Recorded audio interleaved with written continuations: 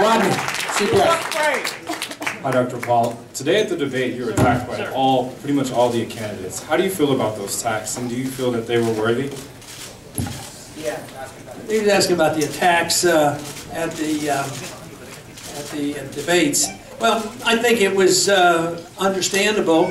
Sometimes the more vicious they are, the easier it is to dismiss them. And I think I just mentioned a short while ago that one of the ones that are supposed to tear me apart is that I'm a dangerous person. And I admit it. I'm very dangerous to the status quo, to those people in charge, the people who are getting the bailouts, the people who are in the military-industrial complex, the people who benefit from the Federal Reserve System. So those kind of attacks, you know, don't bother me at all. But that's part of what happens in politics. We would expect that, and the higher up on the ladder you go on how you're rated in the polls, the more attacks you get. WMUR, did you have a question? Yeah, one question, Dr. Paul. Do you agree with Newt's We have a assessment? mic coming your way, sorry about that. Dr. Paul, do you agree with Newt's assessment of Mitt Romney spouting pious baloney? I wouldn't use those words. No, but I think I put them all in the same category. I think that all the candidates support the status quo, and they basically have been, you know, in different sides of the issue. You know, I do get the negative charges made, but nobody has challenged me on being a flip-flopper. So that doesn't occur. So, but I think they're all in the same category. They don't challenge the status quo. They've been part of the establishment. They don't have any real cuts. They're not challenging the foreign policy. They're not looking at the Federal Reserve. So I think that they're all very close together philosophically. I think the country is looking for something completely different. Channel 7. Ryan, who's next? Channel 7, right over there. Channel 7. Hello, Dr. Paul. Our Suffolk University's 7 News poll has you gaining on Mitt Romney. Was there a marked difference in the way that the other candidates and you went after him in last night's debate versus today? And will you concentrate on any one candidate, particularly him, in the coming days? Well, I'm going to concentrate on my message. That's what I've been concentrating on for 30 years.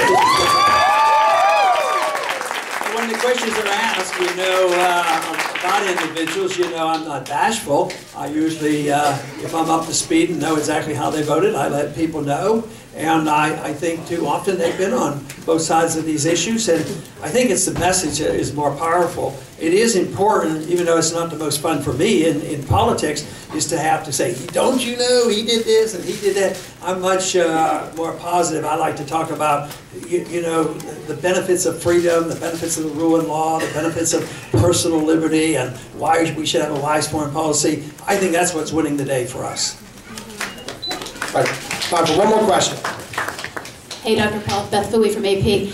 Let's say you came in 3rd in Iowa. Let's say you don't beat Mitt Romney here, even if you're gaining. What is your plausible strategy for winning? How do you go down into South Carolina, having come in 3rd and then 2nd? What's your strategy to get the nomination?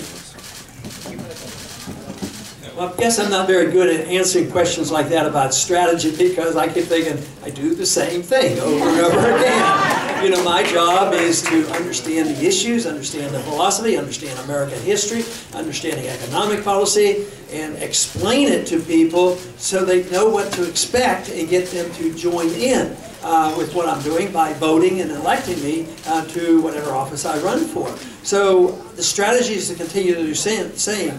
But those individuals who help me in managing the campaign, you know, I rely on them to much of a degree on strategy, and that is they have to look at the books, they have to raise the money, they have to do direct mail, and fortunately, they've had an easy job. They shouldn't get paid any money at all. Because the money comes in sometimes spontaneously, and you have to have the money. But the big challenge is, obviously, even with us raising, I don't know how much, tens of millions, $10, $20 million. To me, that's a lot of money. But when we're competing with somebody with $100 million, we're talking about a president who might spend $1 billion. I mean, this is big time. So our strategy has to be that we have a wonderful message which gets spontaneous support. At the same time, we have to do our very best to raise the money and compete in a normal fashion, which so far we've been able to do. We were in Iowa, running a very conventional campaign. We're here, we've been here for a long time, I've been here frequently, and we're, doing a lot of phone calling and mail and advertising. So we have to continue to do this, and I think I will be in South Carolina rather soon, like probably within 12 hours of knowing how we do up here.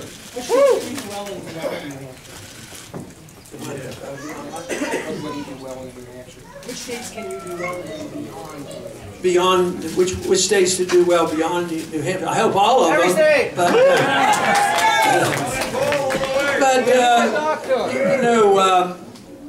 the caucus states we are putting a little bit more emphasis in, and but South Carolina will be a nice test for us because it's a bigger state, and if we do well there, that'll encourage the fundraising, and it alerts other people to the message. They'll say, "What's he talking about? Maybe we ought to look at that. Maybe he does have some answers." And that's already growing by leaps and bounds, the interest in the campaign. So that's it, folks. Thanks for coming.